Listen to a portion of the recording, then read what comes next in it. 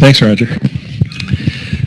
I'd like to talk today about this procedure, this process that I've learned about from folks like Tony George and Steve Preston about using one of these handheld GPS devices like this here. This is the GPS Map 64 to tell you where you are relative to the center line of an event, no matter where you are driving up and down on the road. So if you want to go to the next slide, John.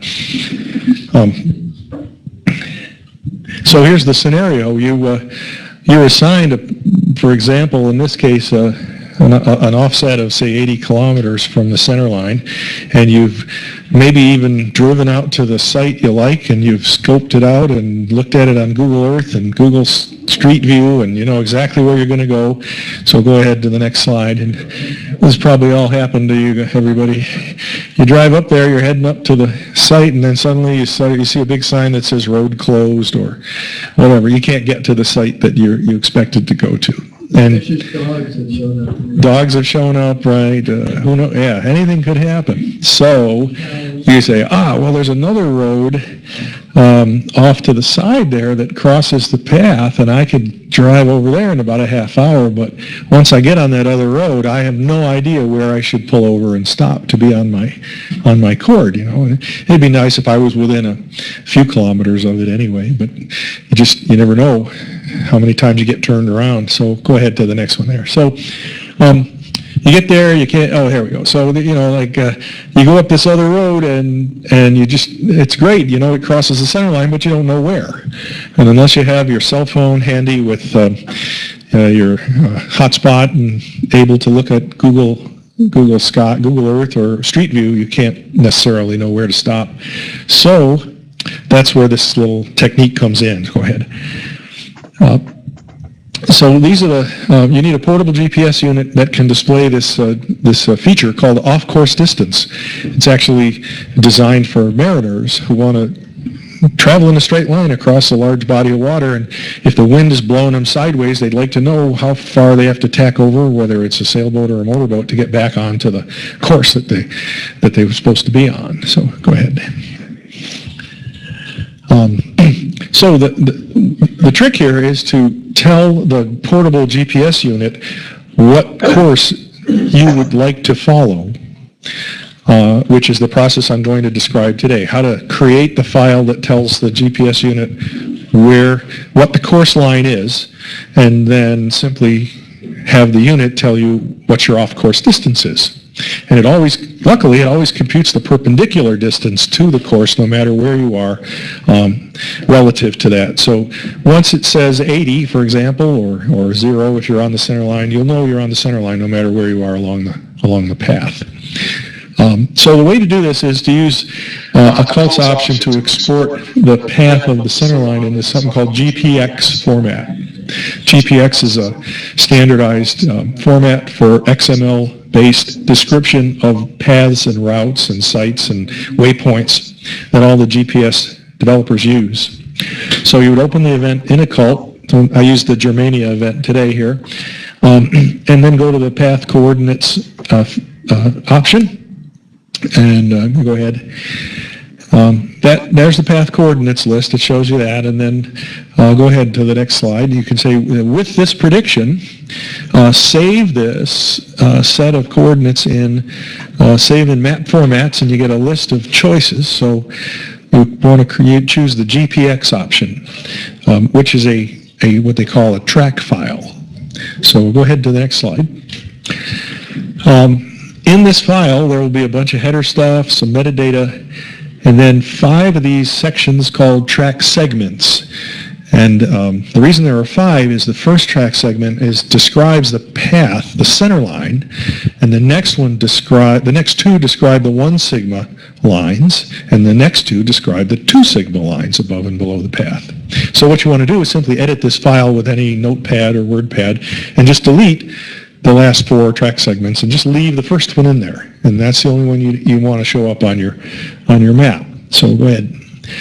Just remember that at the end of the file, you've got the XML tags to the end track and end GPX file. Don't delete those. Don't just delete to the bottom, because you'll delete those too and nothing will work. Okay, so now you've got a track file with a track in there, and this has to be converted to something called a route file. So a route file, there's a website that will do this for you, gypsies.com, G-P-S-I-E-S. You have to register now. You didn't used to have to, but you register for free, upload your file, and they convert it from a track file to a route file. You download the route file, and then the next step starts. How do you get it into the GPS map or Garmin Montana or whatever it is that you're using? So go ahead. And that process, okay, so here are the steps. You upload it to the file, tell them you want to convert it to a track file, GPX route format. Click on convert, okay, and it converts it. So in the Garmin world, there's a free app for your Windows computer called Basecamp. And Basecamp can interface with your physical GPS device. You can upload routes, download routes, create waypoints, prepare your trip, view where you went. If you went on a hike and you had your device recording waypoints, you can upload that, and your Basecamp will show you where you went, elevation, all that good stuff. But the other thing it can do is download a route to your device so that you can use the device, for example, in your boat when you're on that lake trying to go in a straight line. Okay. So the way you do that is you simply plug in your device to your machine. It'll recognize it as a device, and Basecamp will see it. And then you simply drag and drop the file, the route file that you just created, to the device. So go ahead. And then you see this on the map that Basecamp Windows program shows. You see the purple line with the little dots on it. And those are the latitude and longitude points that were output by Occult when you said save my event, save my path coordinates in a file. And because we got rid of the 1 sigma and 2 sigma lines, you just see the single purple line on here. And then, so yeah, after you drag and drop the file to the device, it appears on the device as well. And so at that point, go ahead. You can simply tell the device to display your off-course routing and how many kilometers you are off the route. So in this case, last night I set this up, and I was 80 kilometers here at the hotel from the Centerline, and I drove down to get gas. And I was 79 kilometers from the Centerline, so I was heading towards the Centerline. So I just took 2 pictures of my device there, and as you drive along, it just decrements or increments. And so if you have to go horizontal to a new road that you've never seen before, you get on that road, and then you turn the right direction. If you're assigned 80 kilometers, you drive till it says 80 and stop, and you're now start looking around for a good spot to set up your scope, because you know you're on your cord, even though you're on a different street or a different county or a different state, or who knows where you had to go to get out of weather or closed roads or whatever it is. So it's a nice feature. All the Garmin, I called Garmin today, and all their handheld devices have the ability to display the off-course feature right on the map all the time. And when I turn mine on, it comes up just like this every time. So it's a useful feature to have if you have one of these devices, and I tend to use it when I'm not totally sure that my chosen or assigned site is going to work for me. And that way I know I have lots of flexibility to go sideways along the path, and I can always get back to the cord, to the offset that I'm supposed to be assigned at. And that might be the last slide. Last slide. Okay, so any questions on this? Is that a great circle line, or is it just an approximately straight line? Thanks. Yeah, so the question is it a great circle line or a straight line? There's another way to do this, which is to just create a route right in Basecamp by clicking on 2 points and drawing a straight line between them, using a Occult Watcher map to show you approximately which 2 cities the path goes through, and I've done that.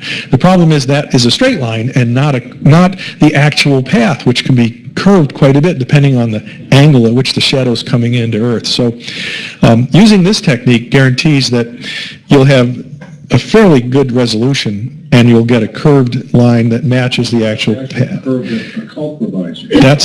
Because you're using the occult path predictions, that's the actual curve that occult provides for you. So you're in good shape there. I've done it the other way, and you can be 3 or 4 kilometers off in the middle if the path is curved and you draw a straight line.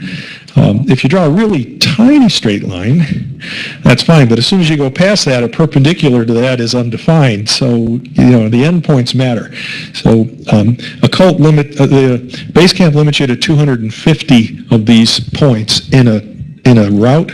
So if your occult path coordinates list happens to have 1,000 latitude and longitude coordinates in it, you just have to cut out the 200 or so in the middle that include the path, and otherwise it won't load correctly, and you'll just see an error. And if you're just going to be in Arizona, you don't need to worry about what path is crossing over in northern Canada or something like that. Right, exactly. As Steve says, if you're going to be in Arizona, you don't need the data for the other states or the other continents. Right.